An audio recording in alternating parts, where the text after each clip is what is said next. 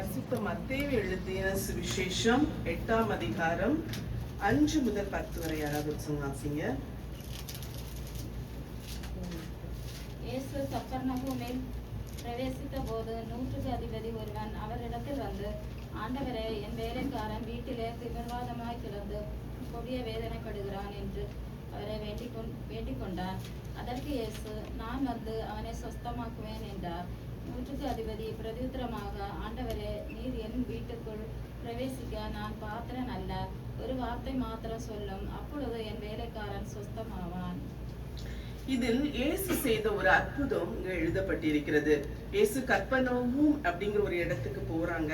அப்ப 100க்கு அதிபதி இயேசுவின் இடத்துல வந்து அவருடைய வேலைக்காரன் தீவிரவாதமா இருக்கிறார் அப்படின்னு சொல்லிட்டு அவர்கிட்ட வேண்டிக் கொள்கிறார். அப்போ ஏசப்பா சொல்றாங்க, நான் வந்து உன் வீட்டுல வந்து சுகப்படுத்துவேன் அப்படின்னு சொல்றாரு. அப்போ 100க்கு அதிபதி சொல்றாரு, நீ ஆண்டவரே, நீர் என் வீட்டுக்கு வர நான் பாத்திரன் அல்ல. இங்க இருந்து ஒரு வார்த்தை சொல்லுங்க, வீட்டில் இருக்கிற என் வேலைக்காரன் சொஸ்தமாவான் அப்படிங்கறது சம்பவத்தை தான் இந்த அதிகாரத்தில் எழுதப்பட்டிருக்கிறது. ஒரு ஆச்சரியமான ஒரு அற்புதம். ஏசப்பா இங்க இருந்து சொல்றாரு, வீட்டில் இருக்கிற அந்த வேலைக்காரருக்கு இருக்கிற திமிர்வாதம் நோய் குணமாகிறது. 100க்கு அதிபதி யார் அப்படின்னு கேட்டா ஒரு ரோமன். அவர் ரோமன். இயேசு யூத குலத்தில் பிறந்தவர். அவர் ஒரு பெரிய ஆர்மில ஒரு பெரிய பொசிஷன்ல இருக்கிற ஒரு அதிகாரம் உள்ளவர் தான் அந்த 100க்கு அதிபதி. அதனால அந்த அதிகாரம் இருக்கிறதுனால அநேக முயற்சிகள் அவன் செய்திருக்க முடியும். நிறைய பேர், நிறைய டாக்டர்ஸ், நிறைய வைத்தியர்கள் என்னென்ன முயற்சிகள் செய்து அவனுக்கு குணப்படுத்த முடியுமோ எல்லா முயற்சிகளையும் கண்டிப்பா செய்திருப்பாரு. ஆனா எல்லா முயற்சிகளும் தோல்வியடைந்த நிலையில இந்த ஆண்டவருடைய சமூகத்துல நின்று வருந்தி கேட்கிறாரு, என்னுடைய வேலைக்காரன் சுகமாக வேண்டும் அப்படின்னு.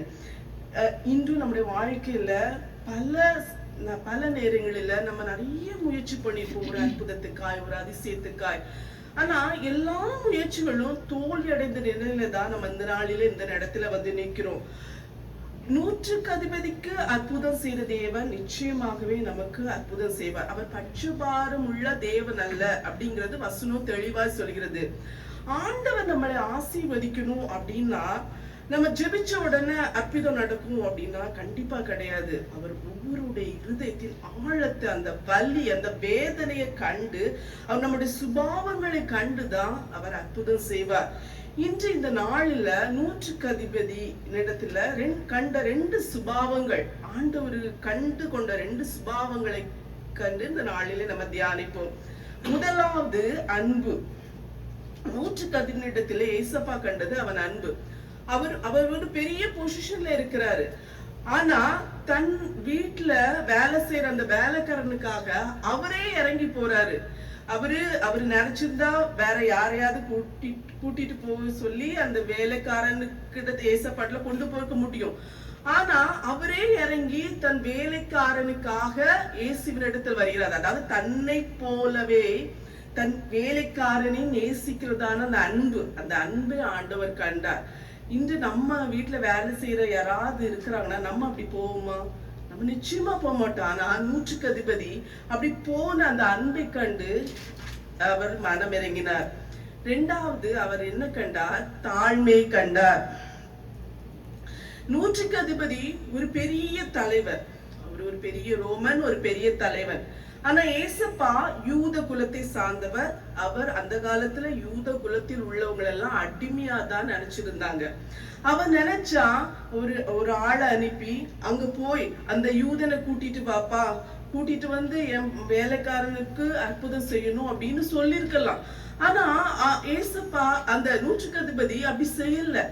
அவர் அவ்வளோ பெரிய ரோமன், பெரிய தலைவனா இருந்தாலும் அவர் இயேசுவின் இடத்துல வந்து ஆண்டவரே அப்படின்னு சொல்லிட்டு தன்னை தாழ்த்துகிறார். அந்த தாழ்மையை தான் இயேசு கண்டார். அவர் ஆண்டவரே என்று அழைக்கிறார். யூசுவலி ரோமர்கள்லாம் இந்த காலத்துல ரொம்ப என்ன சொல்றது, அவ்வளோ சீக்கிரத்துல யாருக்கும் தலை வணங்க மாட்டாங்க.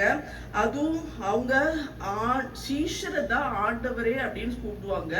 இயேசுவே அவங்க ஆண்டவன். அதுவும் யூத குலத்துல ஒரு தச்சனோட மகனை அவங்க அந்த காலத்துல அவருக்கு தலை வணங்குற சாத்தியமே இல்லை. ஆனா இவர் ஒரு அற்புதம் செய்கிறவர் அப்படின்னு சொன்னோன்னா அவர் ஆண்டவரேன்னு சொல்லி அவர் பாதப்படியில தன்னை தாழ்த்துகிறார். ஏன் நம்ம தாழ்த்த வேண்டும் அப்படின்னு சொல்லினா 1 பேதுரு 5:5 மனத்தாழ்மையை அணிந்து கொண்டுங்கள். பெருமை உள்ளவர்களுக்கு தேவன் எதிர்த்து நிற்கிறார், தாழ்மை உள்ளவர்களுக்கோ தேவன் கிருபை அளிக்கிறார் அப்படின்னு வசனம் சொல்லுது. இந்த பைபிளை நம்ம வாசித்தோம்னா எத்தனையோ பாவம் இருக்குது. கொலை, விபச்சாரம், வேசித்தனம் அப்படின்னு சொல்லிட்டு எவ்வளவோ பாவம் அடிக்கிட்டே போகலாம். எல்லா பாவத்தையும் இயேசுப்பா மன்னிக்கிறேன் அப்படின்னு சொல்றாரு ஒழிய மன்னிக்கிறேன்னு சொல்றாரு. ஆனா பெருமை உள்ளவர்களுக்கு மட்டும்தான் தேவன் எதிர்த்து நிற்கிறார் அப்படின்னு வசனம் சொல்லியது. கொஞ்சம் மனசுல நினைங்க, ஒரு ஆண்டவர் நமக்கு எதிரானா யார் நம்மளை காப்பாற்ற முடியும்?